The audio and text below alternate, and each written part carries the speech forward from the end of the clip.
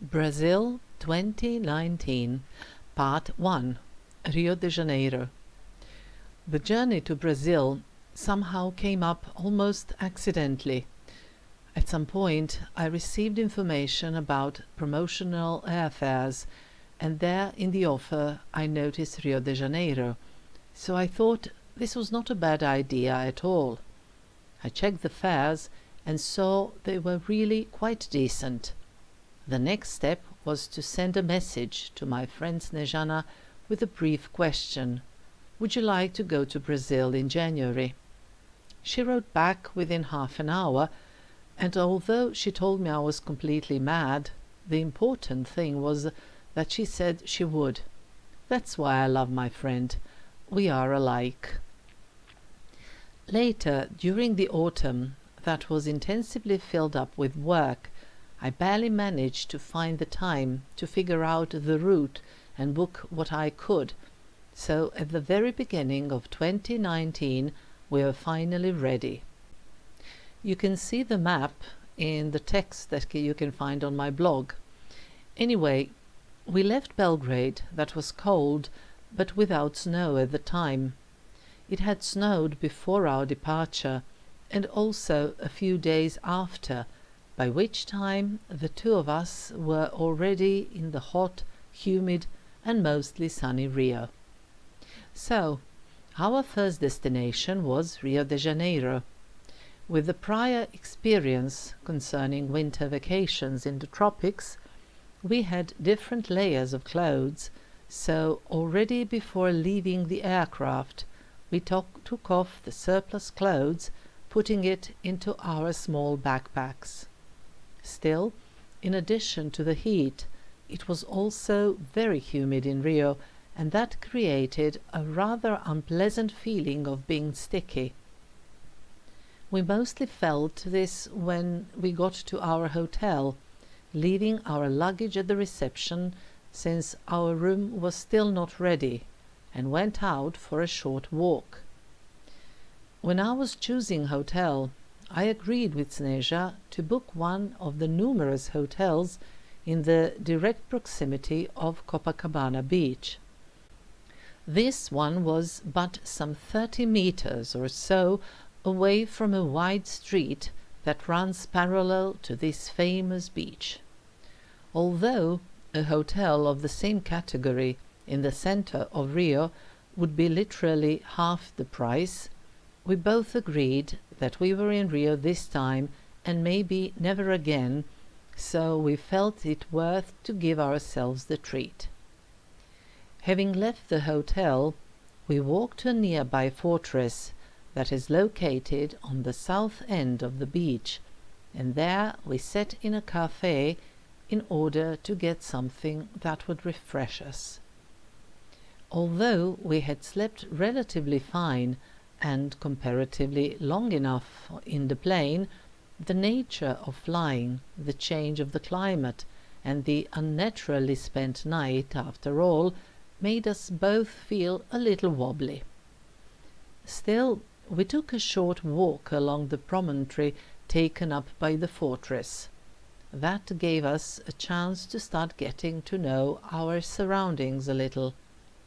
From there, we often looked towards Copacabana beach, which shares its name with the part of the city that extends by the beach, and there is a large number of high rises that seem nice and well maintained. Still, it was interesting to see also one of the numerous informal settlements, if I can call them, favelas, that spreads along the hill in the background of this part of the city. When we settled in our room, although it seemed so easy just to lie down and fall asleep, we decided to take a shower and change into proper summer clothes, and then we took a taxi to the botanical garden. We wanted to visit something even on our first day, but we decided to make sure this was easy going and as pleasant as possible. The walk around the botanical garden, full of greenery and shade, fitted perfectly into our wishes. Among other things, we went to see the orchidarium, a pavilion in which they grow different orchids, and it was truly fantastic. One can't help feeling breathless in front of so much beauty. Just have a look at a few photos that are included in the blog. In the botanical garden, we also saw some fantastic trees, the bald cypress, the roots of which, when the tree grows next to a body of water, grow from the ground to the height of around 1/2 meter in order to get oxygen. In other words, the roots grow contrary to the usual, that is, they grow upwards and out, and not downwards and into the ground. From the botanical garden we often saw the statue of Christ the Redeemer, which is located on the top of Mount Corcovado. The statue is turned in such a way that Christ watches at the center of the city, which means that we saw it from the back, from here, but we did not mind this in the least. And then our walk took us past an incredibly interesting tree. Its name in English is cannonball tree. The tree itself is a standard one, if I can say, but its fruits are certainly not. It is clear from their shape why the tree got its name. And yet the most amazing were its flowers, incredibly delicate and of a completely weird shape.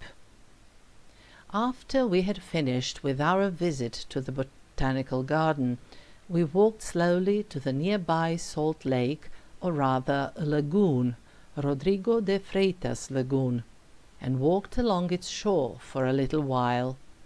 The lagoon was used for the canoe sprint and rowing events at the Olympic Games held in Rio in 2016, and it is also known by its huge Christmas tree that floats on its surface in the period around Christmas and New Year. The tree is even in the Guinness Book of Records as the biggest floating Christmas tree in the world, if that matters at all. It is lit in the evening, and this is a particular event, but we certainly had no intention of waiting for the night to fall, since by this time we were very tired and just wanted to go back to our room. Still, since our room was so close to Copacabana, we walked a little along the beach and wetted our feet in the water before going to dinner. And then we finally went back to our room. It was good to take a shower again and go to sleep. The following morning I first went to the hotel's rooftop in order to take photos of the view. I had to stand on my toes in order to get as little of the neighboring roof as possible, but I still managed to take a photo of Copacabana and Sugarloaf. I also took a photo of the relatively close favela that rises along the slope of the hill in the background of Copacabana. Later, I posted the photo on social media, joking with my friends that there is a room to rent with a view of Copacabana. Nobody responded, and I really wonder why. My original plan was to go for the sightseeing of the center on the first day, but here on the spot we agreed to let things move at a slightly more laid-back pace. So, after an excellent breakfast, when I started with my devouring of wonderful fruits, we first asked at the hotel, and then we caught a bus that drove towards Botafogo Quarter, but also passed close to the place we were actually interested in. When entering the bus, we asked the driver if we could take that particular line, and he said we could, and when we got to a crossroad with a street leading to Peninsula Urca, he stopped the bus outside a formal stop and shouted that we should get off there. A few passengers helped him out in this shouting in order to make sure we got the message. We obeyed, of course, and thanked them. That's the proper public transportation. Urca is a peninsula and one of the city's quarters. We headed there in order to visit its most famous part, Sugarloaf Mountain. To start with, let me explain where the name comes from. I must admit that I did not find it clear at first, but then I looked into it and clarified the whole thing. Namely, until around mid-19th century, at the end of its production, sugar was poured into molds that had the shape of an elongated cone. These sugar loaves were very hard, and then, over time, sugar started to be sold as granulated or in cubes. Since this hill, that is, a huge rock, has precisely the shape of an elongated cone when seen from the shore, it was named appropriately. Nowadays, the top of Sugarloaf may be reached by cable cars. I'm saying this using plural since there are two sets of them. One leads to the top of the first elevation called Morro de Urca, 220 meters high, which stands between the foot and Sugarloaf. There one changes the cable car and then it takes you to the top of Sugarloaf, which is 396 meters high. To start with, during the first leg of the journey up, it is possible to see Vermelha Beach, which means red beach. On Morro de Urca, there are numerous shops and bars, restaurants, but there are also several viewpoints from where there are stunning views at Rio and its numerous quarters. We walked there for a short while, making numerous stops in order to be sure we did not miss out on some angle of view. It all seemed truly impressive. What delighted me additionally were scavengers that were flying in considerable numbers around Sugarloaf. Then one moves onto the second cable car system, going up to the top of Sugarloaf. This is in fact a huge boulder that has this specific shape, and it is one of the symbols of this city with amazingly beautiful position. There are, of course, more viewpoints from where one can admire the beauty of the city, its beaches and surrounding mountains. But no matter how beautiful this was, at some point we wanted to move on. Before that, we did sit in one of the restaurants on Morro de Urca, had a refreshing drink, and only then did we leave, since by this time we were hungry. Still, when we got down to the flat ground, we first walked to the beach. Regardless of the heat, we did not plan to go to the beach in order to swim, so we just walked by and watched from the walking area other people on the beach and took photos, and then we caught a taxi in order to go to Botafogo Quarter. The idea was to go first to the central market of Botafogo Quarter. There are several restaurants there, but the two of us decided on a restaurant that offered buffet, with the food being paid for by weight. There were different dishes on offer, international and Brazilian. Then we chose what we wanted, they weighed that on a scale, deducting the weight of the plate, and then we paid for the actual food. Like always when buffet is concerned, offering all sorts of dishes, I stepped again on the overeating line, but I survived eventually. So, after this good meal, we walked to the Museum of the Indian. This concerns the domicile population, living here before the arrival of the colonizers, as well as the people that belong to the tribes still living in their traditional way, mostly in Amazonia.